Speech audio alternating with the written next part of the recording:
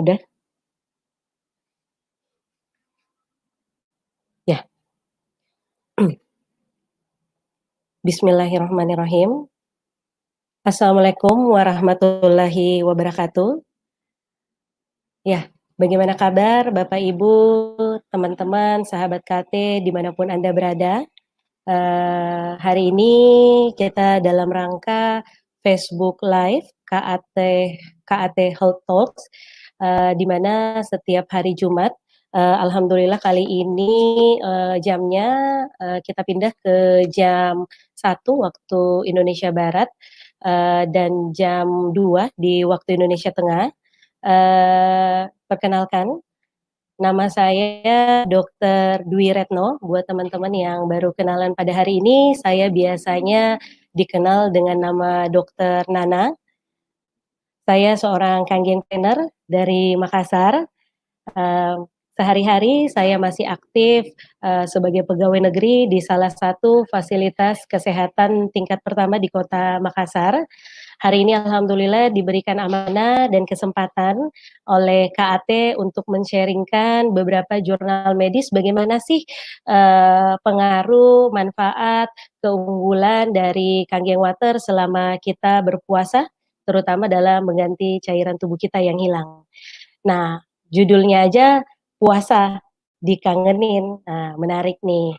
Nah, eee, sebelumnya selamat menunaikan ibadah puasa buat teman-teman yang masih menjalankan ibadah puasa. Hari ini udah masuk hari ke-15 Ramadan ya kalau nggak salah, sebentar lagi kita mau berada di 10 hari terakhir, bulan Ramadan, waktunya kita, beribadah lebih maksimal dan, kita sekarang saat ini berada di dalam suatu kondisi bulan Ramadan yang cukup berbeda mungkin dari biasanya. Saat ini kita berada dalam situasi, pandemi COVID-19 yang di mana proses ibadah kita dan segala macamnya pasti jauh berbeda dan di mana saya sering banget beberapa awal puasa kemarin sempat ditanyain, karena kita berada dalam kondisi berpuasa dan dalam menghadapi masa pandemi coronavirus ini, "Dok, kira-kira gimana kalau kita, puasa? Kira-kira puasa, kita masih mampu nggak sih puasa?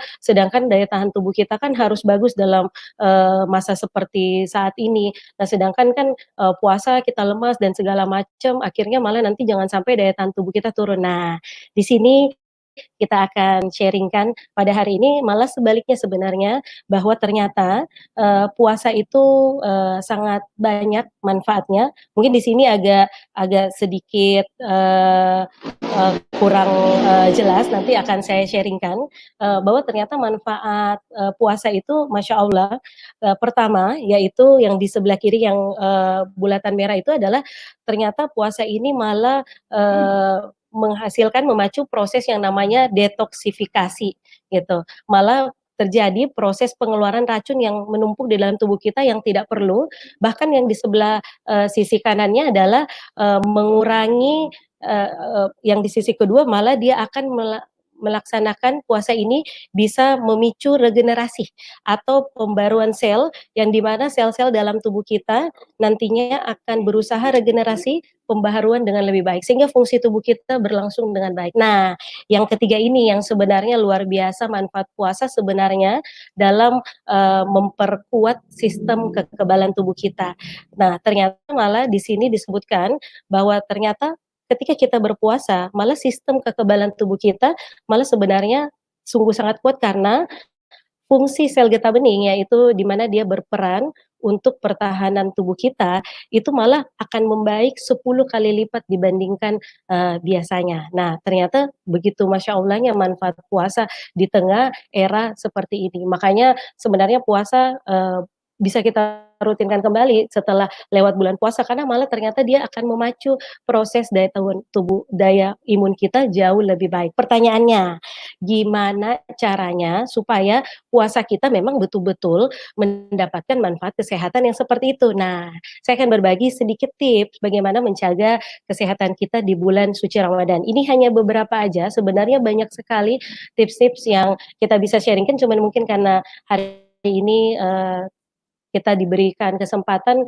cukup 30 menit, maka yang pertama mungkin, kita lihat ya dari 12 jam kita berpuasa, ya biasanya para perokok ya berhenti merokok ya kenapa enggak kita teruskan gitu, karena, merokok pada dasarnya pasti menurunkan daya tahan tubuh kita. Nah, berhenti merokok gitu. Kalau, ini contoh-contoh pola hidup, PHBS lah ya, pola hidup, eee, bersih dan, sehat. Yang kedua yaitu, kenapa kita disaranin nih berbuka dengan yang manis gitu. Nah kalau sesuai sunnah ya kita buka dengan yang ganjil, 3 kurma gitu, karena, untuk membantu recovery dari, penurunan, kadar gula darah kita yang terjadi pada saat bulan puasa. Nah bagi yang rutin berolahraga atau mau merutinkan olahraga di bulan Ramadan, ini waktu yang tepat, karena dengan melakukan aktivitas fisik ringan selama minimal 30 menit, itu juga bisa mampu menambah stamina, daya tahan tubuh, tentu saja menambah rasa percaya diri, mampu juga mengurangi stres yang ini akan pada dasarnya meningkatkan daya tahan tubuh dan akan memperlancar peredaran darah.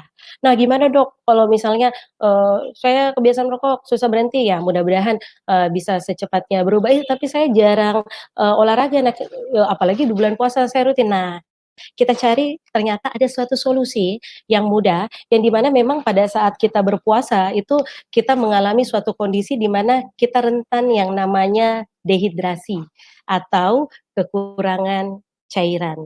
Nah, gimana, solusinya Dok? Nah, jadi di sini untuk menjaga kesehatan kita di bulan Ramadan dan terhindar dari yang namanya dehidrasi, di sini disebutkan bahwa kita disarankan minum minimal 8 gelas air per hari gitu. Airnya ingat ya, air putih gitu, bukan yang, terlalu manis nanti, bahaya kadar gula darahnya gitu ya. Jadi, rentan mengalami, dehidrasi sehingga teman-teman pastikan tercukupi cairannya selama berbuka dan selama sahur. Nah, kalau di sini disebutkan 8 gelas per hari, pada dasarnya kebutuhan cairan kita itu bergantung berat badan masing-masing. Nah, kalau berdasarkan jurnal penelitiannya itu minimal 30 cc sampai 45 cc per kilogram berat badan. Nah, kita ambil contoh nih, misalnya Dok berat badannya 60 kilo, berarti kebutuhan cairan kita kisarannya antara 1,8 liter hingga 2,7 liter. Ya kisaran sekitar 8 sampai 10 gelas minimal per hari. Jadi ingat ya, tergantung berat badan, nggak semua, sama. Nah, pertanyaannya ketika kita berada dalam kondisi, di luar bulan Ramadan, ya mungkin kita gampang dengan mudahnya langsung minum. Tapi banyak juga orang walaupun dalam keadaan tidak berpuasa di luar bulan Ramadan, kadang masih banyak pun orang yang dehidrasi gitu. Kenapa? Karena satu kali minum kadang cuman hanya mungkin cc. Nah, cara minum yang baik itu pada saat kita minum, itu minimal 250 hingga 300 cc per satu kali minum.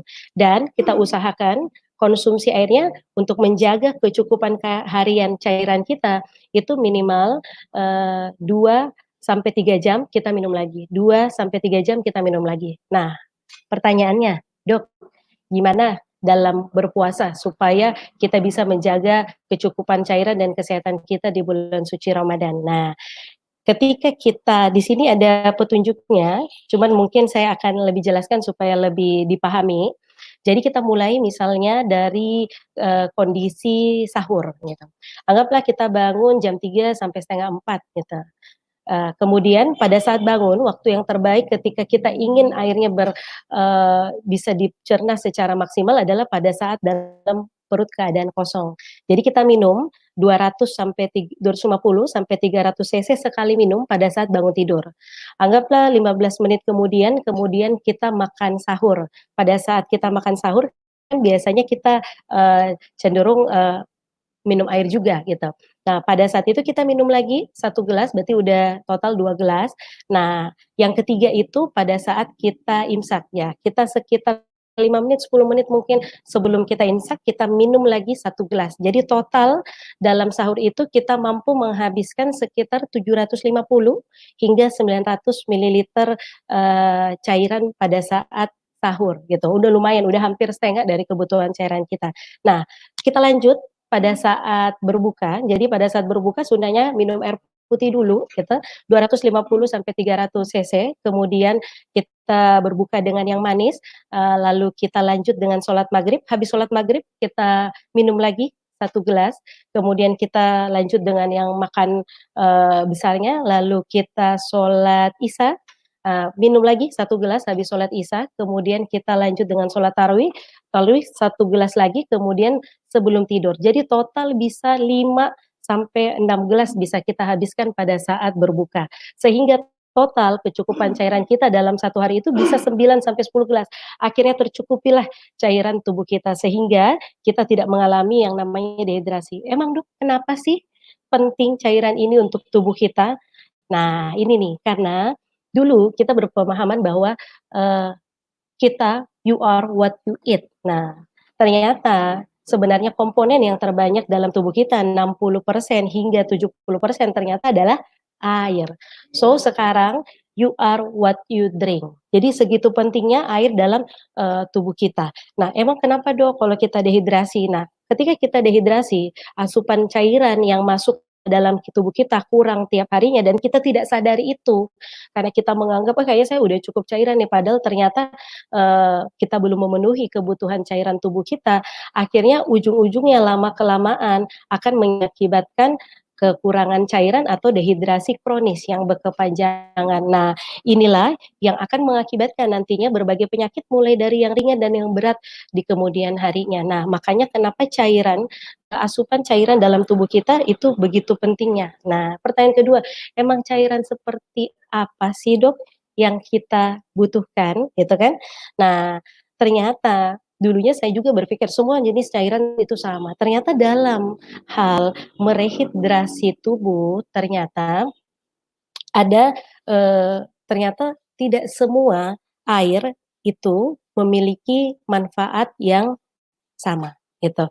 Nah, ternyata ada yang disebut dengan air kaya hidrogen yang sifatnya alkali dan terionisasi, ternyata dalam mengganti cairan tubuh atau kita sebutnya nanti dengan rehidrasi tubuh, ternyata terbukti terdapat di berbagai penelitian, jauh lebih baik ternyata dalam mengganti cairan tubuh. Nah, hari ini saya akan men-sharing-kan, sekitar 3 jurnal yang membahas tentang, bagaimana sih keunggulan air alkali terionisasi, eee, pada, segi dalam mengganti atau merehidrasi, tubuh kita. Nah, pastinya air alkali ini ya sebagian besar saya yakin yang ada nonton pada Facebook Live KAT hari ini kemungkinan besar adalah, pemilik mesin, namun banyak juga mungkin pemilik mesin yang belum menyadari begitu banyak manfaat yang bisa dihasilkan dari sebuah mesin kecil sejuta manfaat ini, Kanggeng Mesin, yang menghasilkan air alkali yang sifatnya alkali yang terproduksi oleh karena proses elektrolisis, jadi air mineralnya dialiri oleh, listrik sehingga menghasilkan, proses elektrolisis dan dinamakan air alkali terionisasi. Begitu banyak, saya yakin Bapak Ibu tahu, jenis-jenis dan mungkin berbagai merek air alkali di luar sana, namun ternyata yang disebutkan dalam beberapa jurnal yang nanti akan saya sharing-kan adalah air alkali yang terionisasi karena adanya proses dari, elektrolisis. Nah, ini dia, jurnal yang pertama, itu dari tahun 2010 gitu. Jadi, ini membahas tentang keseimbangan asam basa dan status hidrasi. Jadi penelitian di sini ternyata dia berkesimpulan bahwa, konsumsi air, alkali atau air yang memiliki pH tinggi disebutkan di sini, bahwa ternyata terbukti dia lebih baik ya. Jadi ketika konsumsi air yang memiliki pH tinggi, terbukti lebih baik dalam memperbaiki status hidrasi, dalam memperbaiki status kecukupan cairan tubuh kita, dan bahkan juga lebih baik dalam memperbaiki keseimbangan asam basa tubuh. Nah, yang bilang ini jurnal loh, gitu. Jadi bukan kata saya, tapi ini dari studi literatur dari jurnalnya mengatakan, bahwa ternyata konsumsi air alkalin dia bisa memperbaiki lebih baik status hidrasi kita. Nah, emangnya kenapa, Dok? Dengan dehidrasi hubungannya apalagi dengan situasi, pandemi COVID-19 ini, di mana kita butuh daya tahan tubuh yang lebih baik. Ternyata dalam kaitannya dengan sistem imun atau daya tahan tubuh kita, ternyata dehidrasi bisa mengakibatkan gangguan yang serius. Yang pertama, ada 3 gitu ya. Jadi yang pertama, karena berhubungan dengan cairan, berarti aliran darah di dalam tubuh kita, ternyata ketika kita kurang cairan atau dehidrasi, itu bisa mengganggu juga aliran dalam sistem limfatik tubuh. Sistem limfatik tubuh itu tuh sistem limfe itu adalah untuk mekanisme pertahanan tubuh. Sehingga ketika itu terganggu, maka terganggu jugalah ujung-ujungnya, eee, daya tahan tubuh kita. Yang kedua, itu mengakibatkan menurunnya respon daya tahan tubuh atau imun kita terhadap yang namanya kuman patogen. Kuman patogen ini mikroorganisme yang menyebabkan, penyakit. Sehingga ketika itu terjadi, maka kuman itu mudah masuk dalam tubuh kita dan kita mudah yang namanya terinfeksi. Sehingga, berakibat ke, kesehatan kita pastinya. Dan kemudian yang ketiga adalah terjadinya ketika kita dehidrasi, gangguan yang bisa diakibatkan adalah terjadi penumpukan toksin. Toksin itu racun. Jadi di jaringan tubuh kita yang ini nantinya akan memperberat kerja sistem daya tahan tubuh kita. Wah, ternyata kita nggak sadari, kadang malah banyak orang menganggap itu sepele, dehidrasi malah ternyata berpengaruh ke dalam, berpengaruh terhadap kesehatan tubuh kita. Nah, ternyata ada solusi bahwa air alkali lebih memperbaiki status cairan atau hidrasi tubuh kita. Nah, ini solusi sekali, apalagi buat teman-teman yang udah memiliki mesinnya, teman-teman sisa pencet sesuai pH, sesuai kebutuhan tubuh kita, dan sangat mudah untuk merasakan manfaatnya. Nah, itu baru, dari salah satu jurnalnya yang ada di tahun 2010 ini. Nah, kita lanjut nih di jurnal yang kedua. Nah, ini agak lebih baru sedikit nih. Jadi, jurnalnya itu di tahun 2016.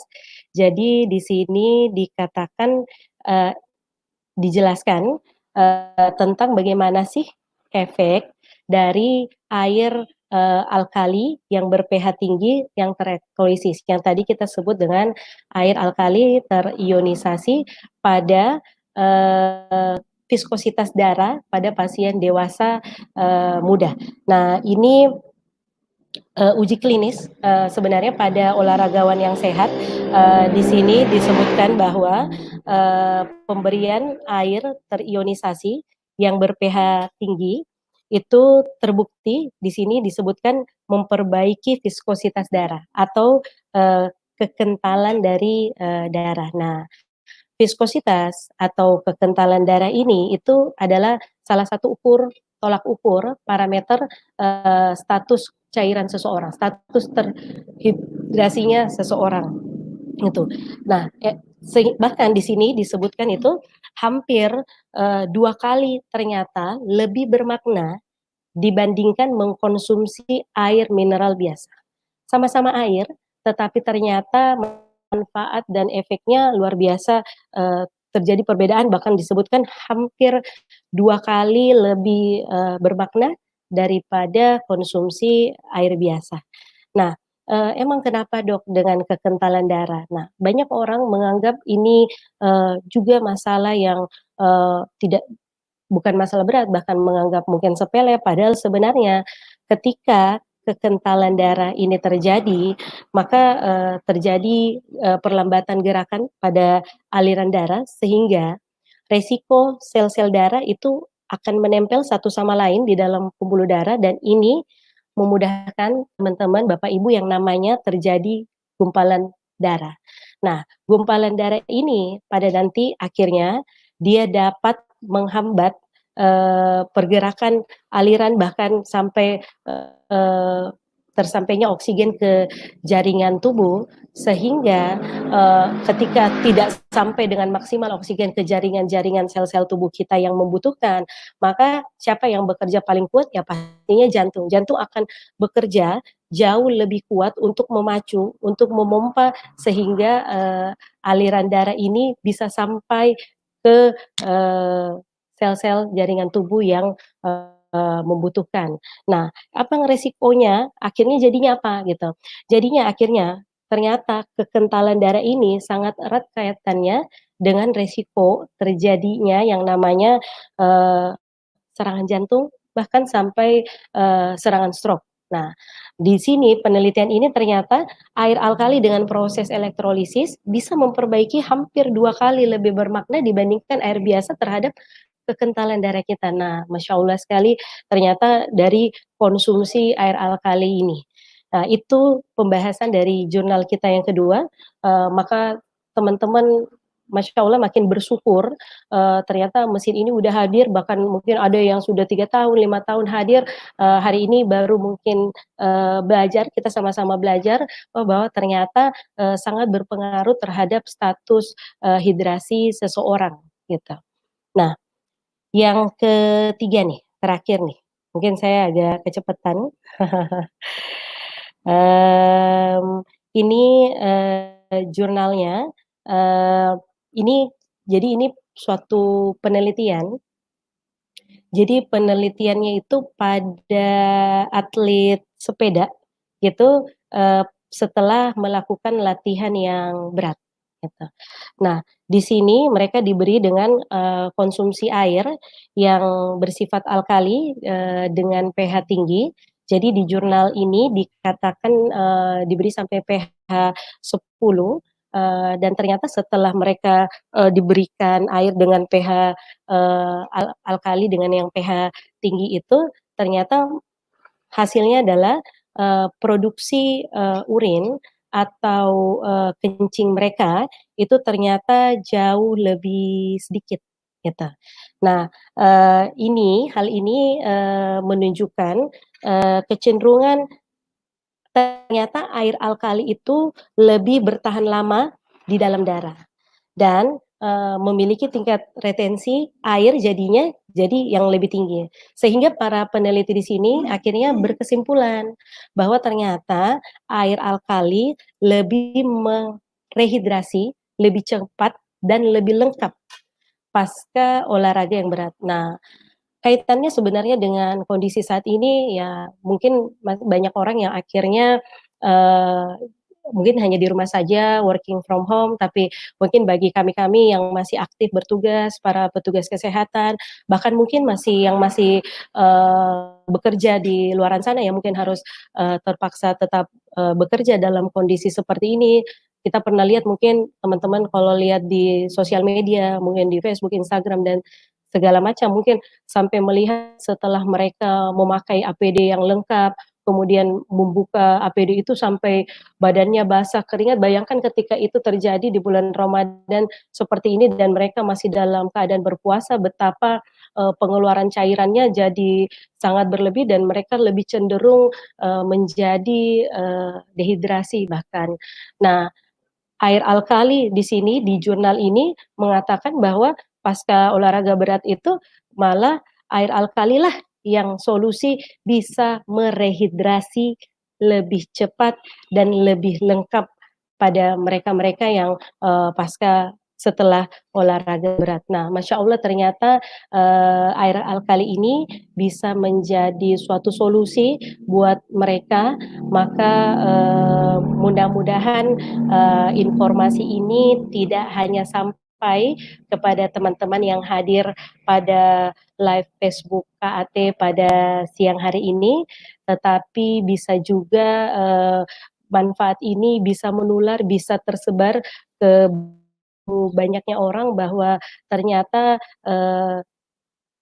air alkali terionisasi ini sangat memiliki banyak keunggulan dibanding dengan konsumsi air biasa pada saat, untuk mengganti, cairan tubuh atau rehidrasi tubuh yang di mana ini sangat rentan terjadi ketika kita saat, berpuasa.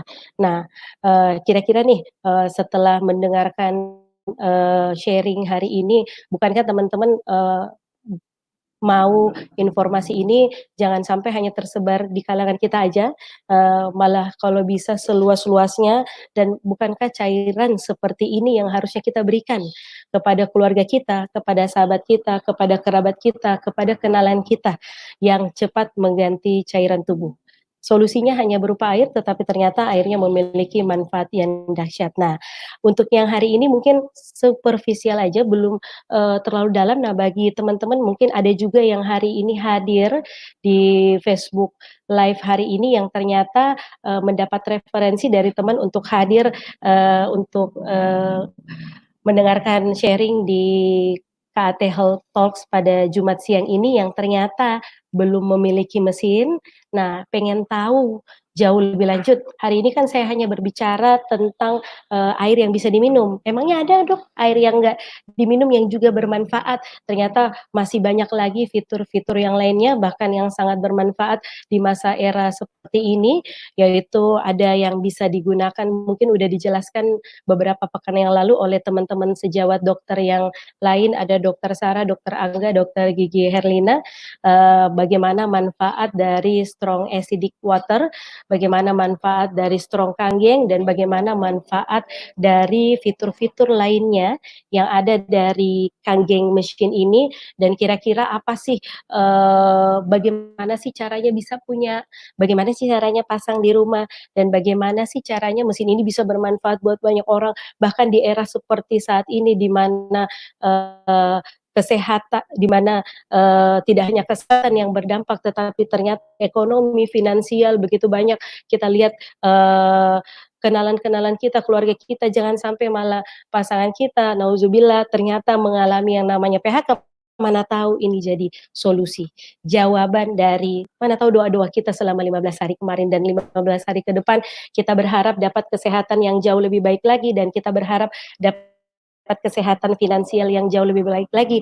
Akan ada sesi lanjutan dari acara kali ini, yaitu live YouTube hari Ahad, hari Minggu ini tanggal 10 Mei 2020 jam 1 siang waktu Indonesia Barat dan jam 2 siang waktu Indonesia Tengah, waktu Makassar, dibawakan langsung oleh 2 orang yang sungguh luar biasa, yaitu seorang ibu rumah tangga, Ibu Dewi Salama, dan Kang Taufik, bapak rumah tangga, yang tentu saja mereka sudah memiliki banyak pengalaman tahunan di dalam, bisnis Kangen Water, bahkan membantu banyak orang juga jauh lebih sehat.